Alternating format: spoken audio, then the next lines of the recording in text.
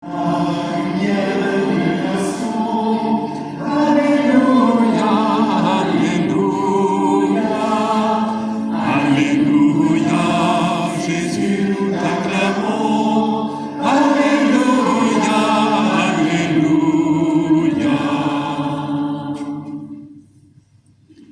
soit celui qui vient au nom du Seigneur, béni soit le règne qui vient, celui de David, notre Père.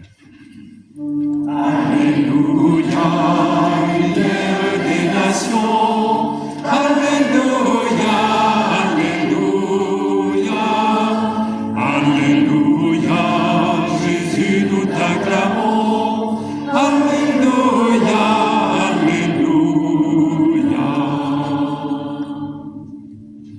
Le Seigneur soit avec vous.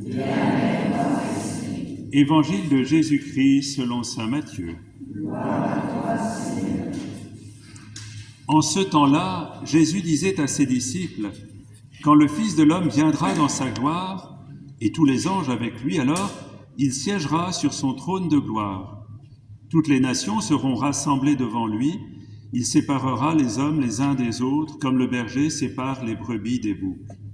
Il placera les brebis à sa droite et les boucs à sa gauche. Alors le roi dira à ceux qui seront à sa droite, « Venez, les bénis de mon Père, recevez en héritage le royaume préparé pour vous depuis la fondation du monde. Car j'avais faim et vous m'avez donné à manger, j'avais soif et vous m'avez donné à boire. J'étais un étranger et vous m'avez accueilli, j'étais nu et vous m'avez habillé, j'étais malade et vous m'avez visité, j'étais en prison et vous êtes venus jusqu'à moi. » Alors les justes lui répondront, « Seigneur, quand est-ce que nous t'avons vu? Tu avais donc faim et nous t'avons nourri, tu avais soif et nous t'avons donné à boire, tu étais un étranger et nous t'avons accueilli, tu étais nu et nous t'avons habillé, tu étais malade ou en prison. Quand sommes-nous venus jusqu'à toi? » Et le roi leur répondra, « Amen, je vous le dis, chaque fois que vous l'avez fait à l'un de ces plus petits de mes frères, c'est à moi que vous l'avez fait. » Alors il dira à ceux qui seront à sa gauche, « Allez-vous-en loin de moi, vous les maudits, dans le feu éternel préparé pour le diable et ses anges, car j'avais faim et vous ne m'avez pas donné à manger. J'avais soif, vous ne m'avez pas donné à boire. J'étais un étranger, vous ne m'avez pas accueilli. J'étais nu, vous ne m'avez pas habillé. J'étais malade et en prison, et vous ne m'avez pas visité. » Alors ils répondront eux aussi, « Seigneur, quand avons-nous vu avoir faim, avoir soif, être nus, étrangers, malades ou en prison, sans nous mettre à ton service ?» Il leur répondra, « Amen, je vous le dis, chaque fois que vous ne l'avez pas fait à l'un de ces plus petits, c'est à moi que vous ne l'avez pas fait. » Et ils s'en iront, ceux-ci au châtiment éternel et les justes à la vie éternelle. Acclamons la parole de Dieu. Louange à toi, Seigneur Jésus.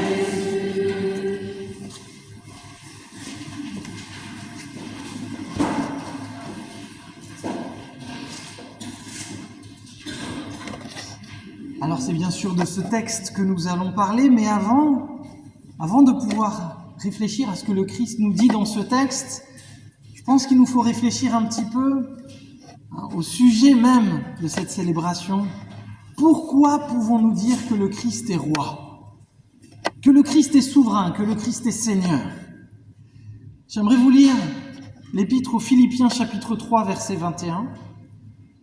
« Car il transformera notre corps misérable pour le rendre conforme à son corps glorieux, par la puissance qui lui permet de tout soumettre à son autorité. » Il est tout puissant. Sa puissance lui assure de pouvoir tout soumettre à son autorité. Sa puissance lui assure de pouvoir toujours faire accomplir parfaitement sa volonté. Sa puissance lui assure la souveraineté. Il n'y a aucune puissance qui puisse s'y opposer. Il est donc bien le seul roi parfaitement souverain.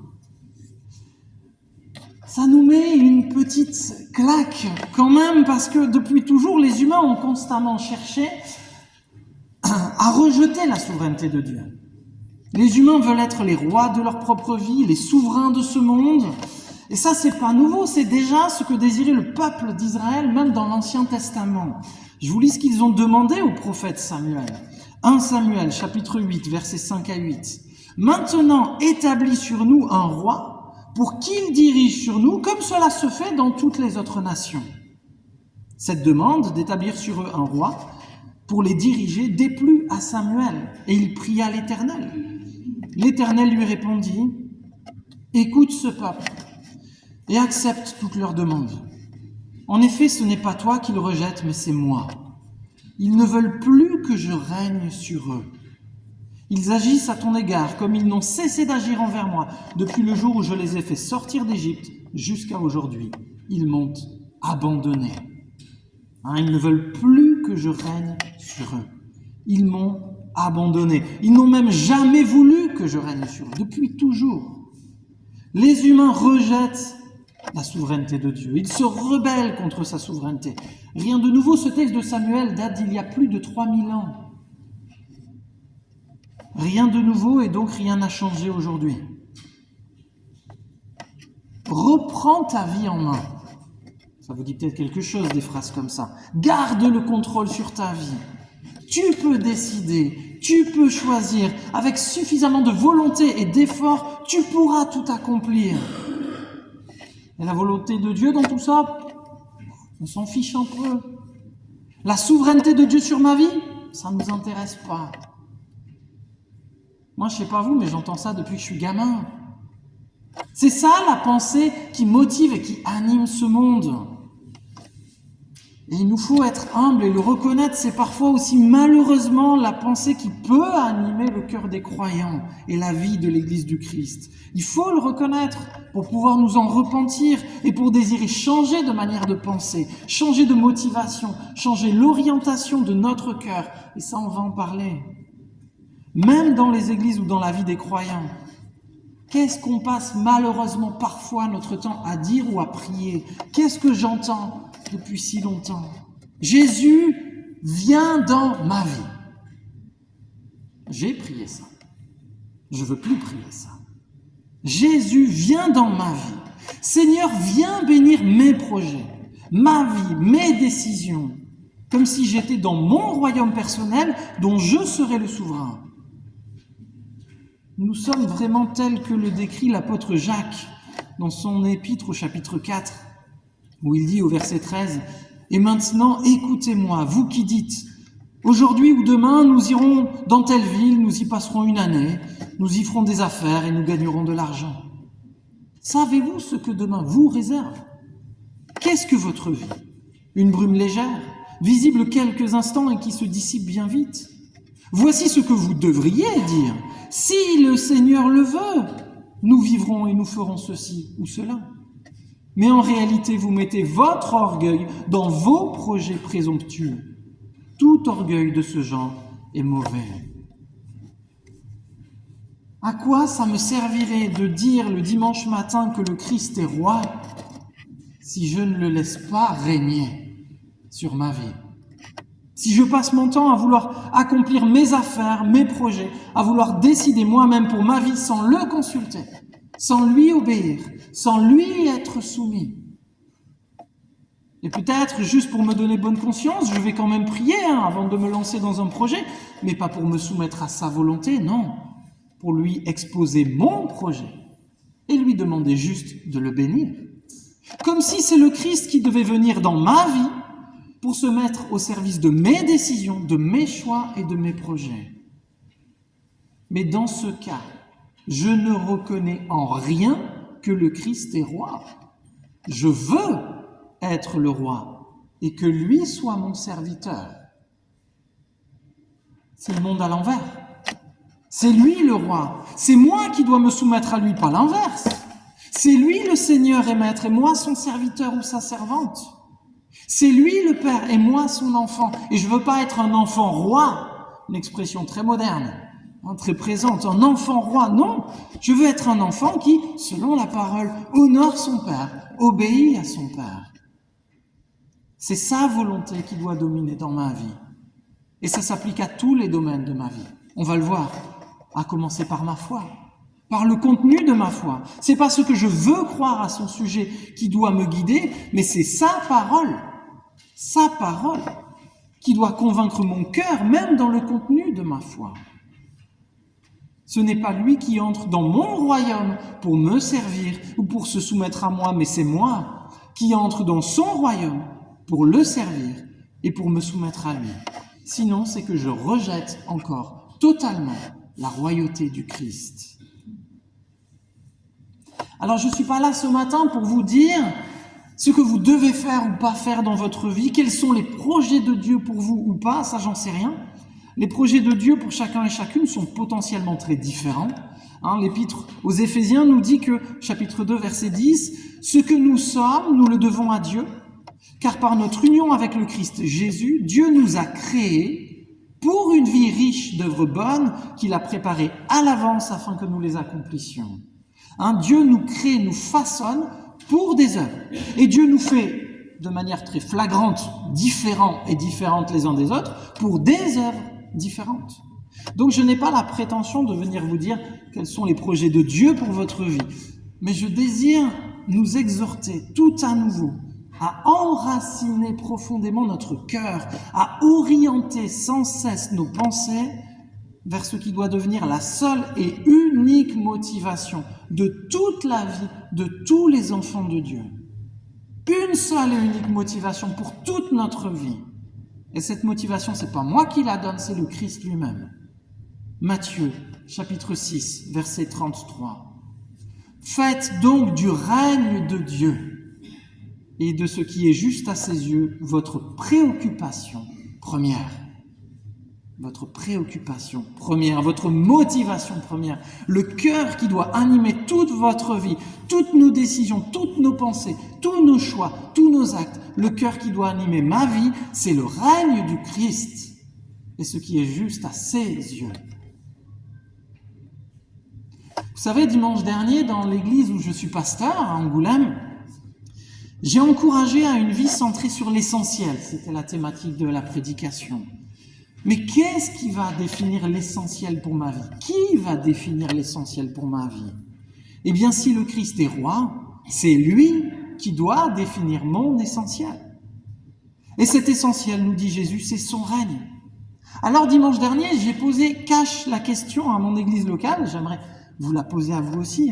Si Dieu règne effectivement sur ma vie, alors quand je regarde ma vie, est-ce que je le laisse régner sur mon temps, sur mon énergie et même sur mon argent?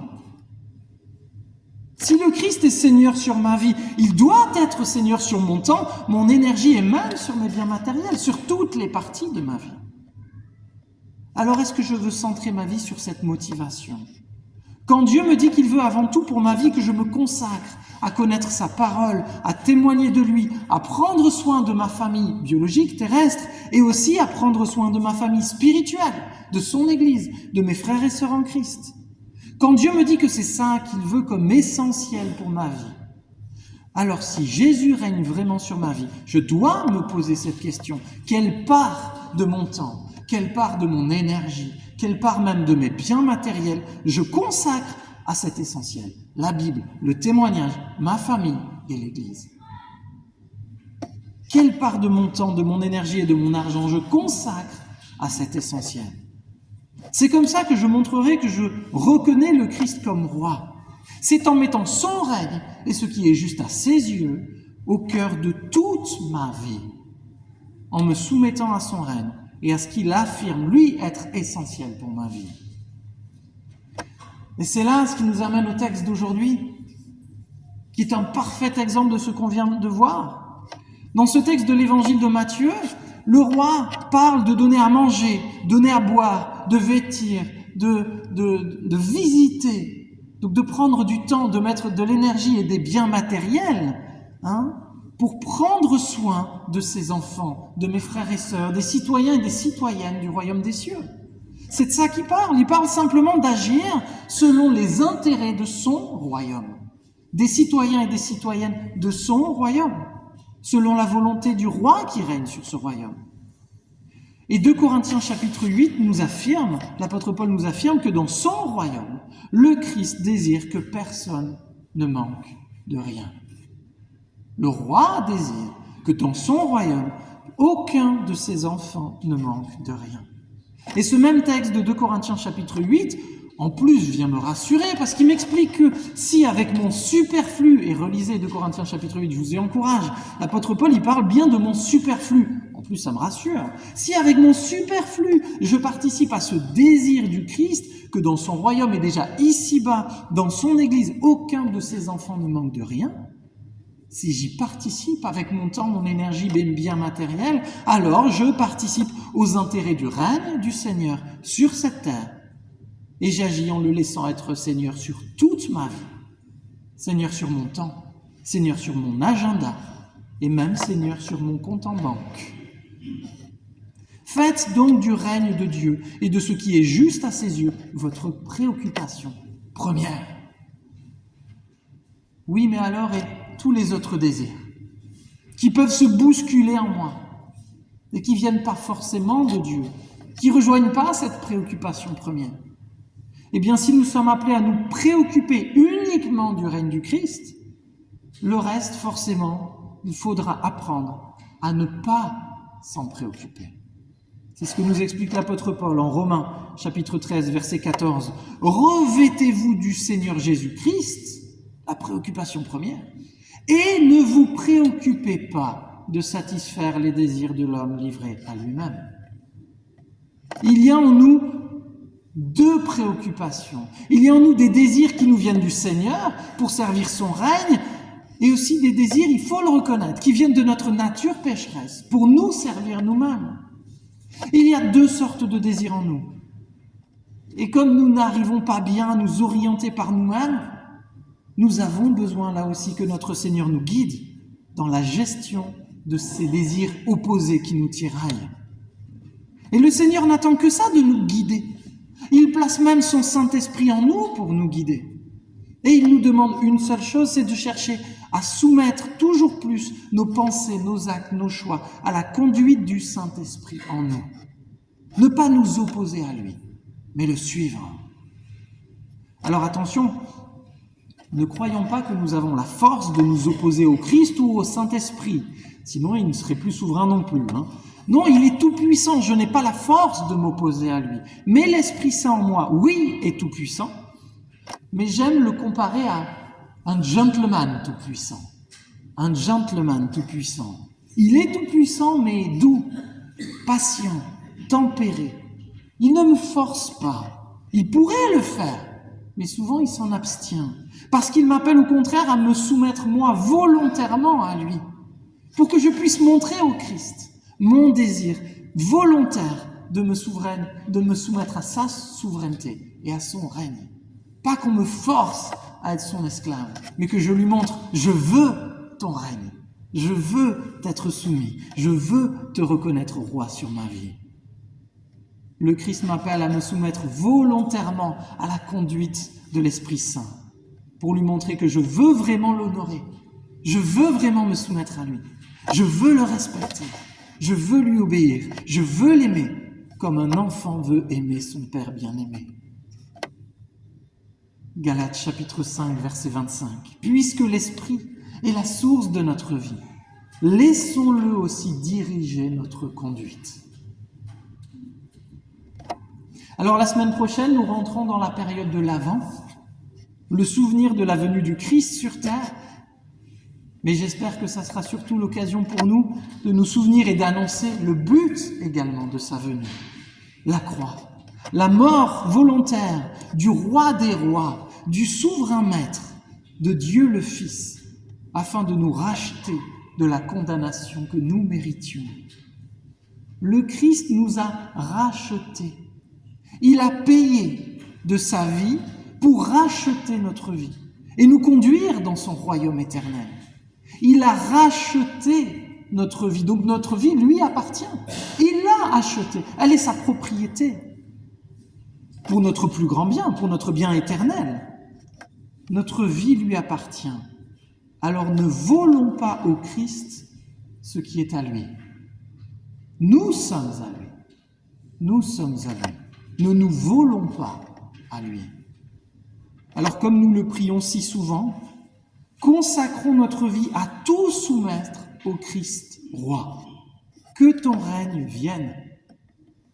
Que ton règne reste à jamais la première et la seule motivation de ma vie.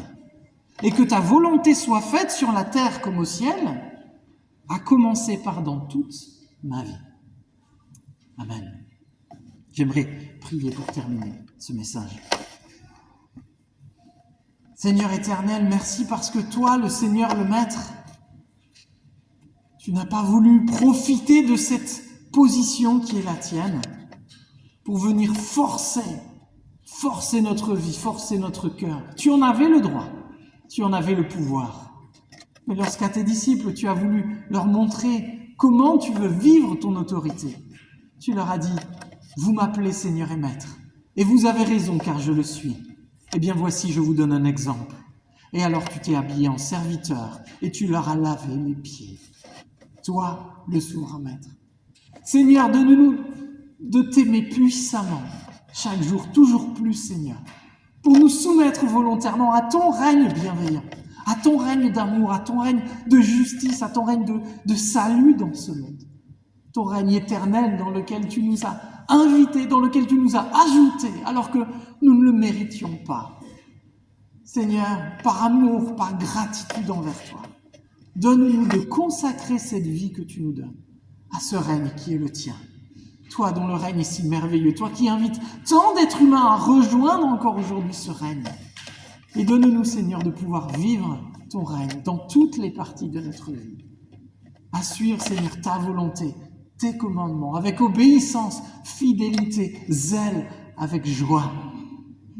Donne-nous, Seigneur, comme dans le texte des évangiles d'aujourd'hui, de chercher ardemment à nous aimer mutuellement, à veiller à ce qu'aucun de tes enfants ne manque de rien autour de nous, et à te laisser régner sur toute notre vie, pour que ton règne vienne, pas le nôtre, pour que ta volonté soit faite sur la terre comme au ciel, pas la nôtre. Sois béni et glorifié éternellement, ô notre Seigneur. Amen.